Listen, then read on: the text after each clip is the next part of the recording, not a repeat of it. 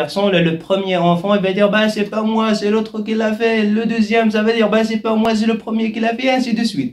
Donc, chaque personne va essayer, bien sûr, de faire porter le chapeau à l'autre. Vous voyez? Bonjour, chers amis, j'espère que vous vous portez bien et que vous êtes en parfaite santé, ainsi que votre famille. Alors, la première chose que je tiens à vous dire, en premier coup, comme vous le constatez, la vidéo d'aujourd'hui, je la fais tourner à l'intérieur de ma piole, de ma chambre. Et donc, j'espère que la vidéo vous plaît, quoi. Donc, dans la vidéo d'aujourd'hui, je vais essayer en quelque sorte d'improviser parce que je n'ai rien préparé à l'avance. Je vais essayer en quelque sorte de vous expliquer le sens d'une expression idiomatique qui sera intitulée « faire porter la responsabilité », c'est pas la responsabilité, faire porter le chapeau à quelqu'un. Donc, l'expression idiomatique que nous allons aborder aujourd'hui, c'est faire porter le chapeau à quelqu'un. Donc, ça peut arriver que je vous ai donné la réponse dès le début, mais on va l'aborder, on va la détailler encore plus. Donc, dans la vidéo précédente, nous avons abordé l'expression « ce n'est pas ma tasse de thé ».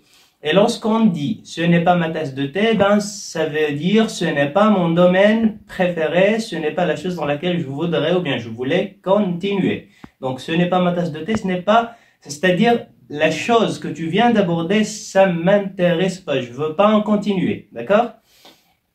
L'expression d'aujourd'hui, ça va tourner autour de faire porter le chapeau à quelqu'un. Donc, lorsqu'on dit le verbe faire, vous connaissez que, vous savez que le verbe faire, c'est un verbe qui passe partout. Donc, on peut l'utiliser dans n'importe quelle situation pour la décrire, bien évidemment.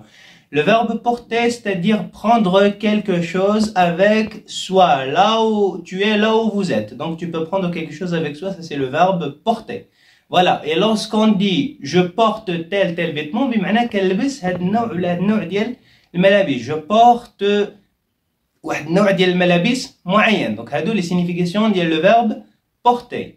Le chapeau, vous le connaissez certainement, on peut dire que c'est la casquette que l'on met sur la tête pour se protéger contre le soleil. Voilà, donc, وهاديك الكاسكيت اللي كنحطوها على راسنا بطبيعة الحال باش ما يأذوناش الأشعة ديال الشمس. Donc, lorsqu'on dit الشباب le sens figuré, ce n'est pas le sens propre ديال l'expression. Lorsqu'on dit faire porter le chapeau à quelqu'un, بمعنى تجعل شي واحد يلبس داك الشابو. هذا هو le sens ديال تجعل شي واحد يلبس هذاك الشابو. Faire porter, كتلبسو.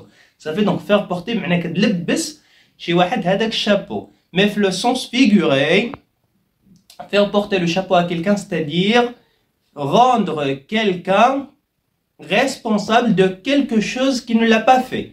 Donc كتجعل شي واحد مسؤول على واحد الحاجة اللي هو أصلا ما عملهاش. Donc vous essayez d'endosser la responsabilité à quelqu'un alors qu'à la base, cette personne, elle n'a pas fait cette chose. Ça veut donc كتحاول تجعل واحد الإنسان مسؤول على واحد الحاجة اللي هو ما عملهاش. Donc, en résumé, ملي كنقولوا faire porter le chapeau à quelqu'un, بمعنى كتحاول تجعل واحد الإنسان مسؤول على واحد الحاجة اللي هو في الأصل à la base ما عملهاش نهائيا.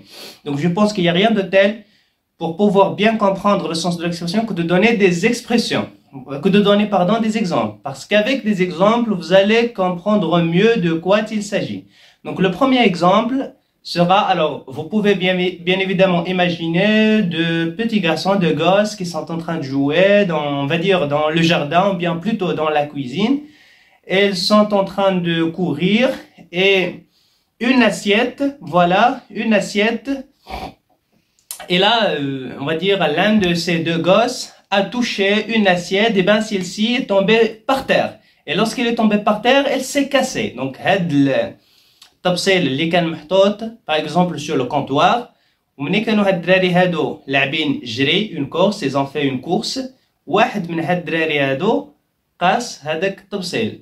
Et par mégarde, voilà, lorsqu'elle a touché, bien sûr, cette assiette est tombée par terre et s'est cassée. طاحت على الأرض وتهرست. Donc la maman intervient et elle dit bah, qui d'entre vous a cassé l'assiette?